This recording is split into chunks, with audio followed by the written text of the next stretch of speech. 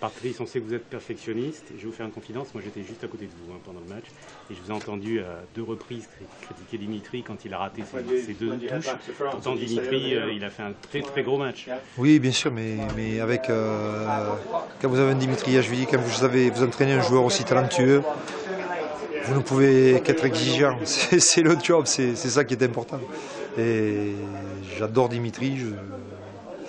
Je le remercierai jamais assez de tout ce qu'il nous apporte sur le terrain. Et par moments, j'ai quand même envie de lui mettre quelques petits coups de badine, afin de le flageller un petit peu, parce que justement, qui aime bien, hein, châtie bien. Ouais. Est-ce que vous allez être aussi stressé en équipe de France maintenant? Peut-être, hein, peut-être. Mais c'est différent, parce que ce club, je l'ai vraiment au fond de moi-même. J'ai vécu de tellement belles choses avec ce club que ça a été difficile, quoi. Pendant le tournoi, j'avais le sentiment de ne pas avoir encore quitté le club, de ne pas avoir basculé en équipe de France. Peut-être que maintenant, je vais enfin pouvoir profiter de cette nouvelle expérience. Qu'est-ce qu'il emporte ce soir? La joie, le soulagement, l'émotion? Tout ça, tout ça. La joie, oui, le soulagement, parce que il y a un vrai soulagement, et l'émotion, parce que c'est un bonheur partagé avec un groupe très généreux. Oui, Toulon avait envie, les joueurs avaient envie d'écrire leur propre histoire, d'écrire l'histoire du club.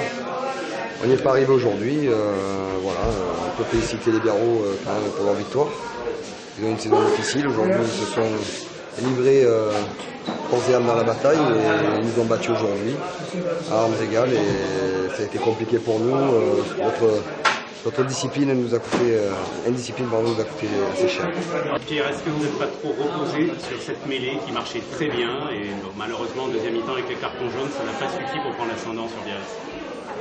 Reposé, non, notre mêlée a été performante, mais comme tu sais, l'arbitrage en Coupe d'Europe est complètement différent des championnats. Peut-être qu'on en a récupéré 1 ou 2 pénalités de plus. Je crois que c'est un de tes confrères qui me disait, mais comment avec une mêlée comme ça, on ne peut pas gagner un match comme ça? En Coupe d'Europe, ça ne suffit pas, il faut beaucoup plus, et nous aujourd'hui, il nous a manqué beaucoup plus de précision dans notre tactique, beaucoup plus de précision dans notre occupation du terrain. Et voilà, donc beaucoup d'erreurs, et on a joué à 13, comme j'ai dit, ça a été compliqué, les joueurs ont donné beaucoup d'énergie, et on a certainement manqué à la fin du match.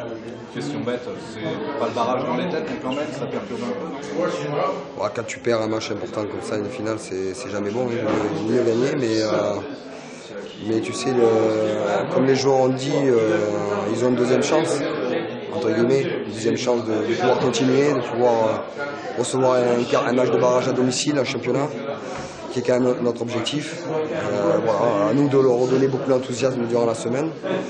Et puis voilà, il faut lever la tête, il faut avancer, il faut relativiser un peu cet événement qui vient de se passer, et puis passer vite à autre chose.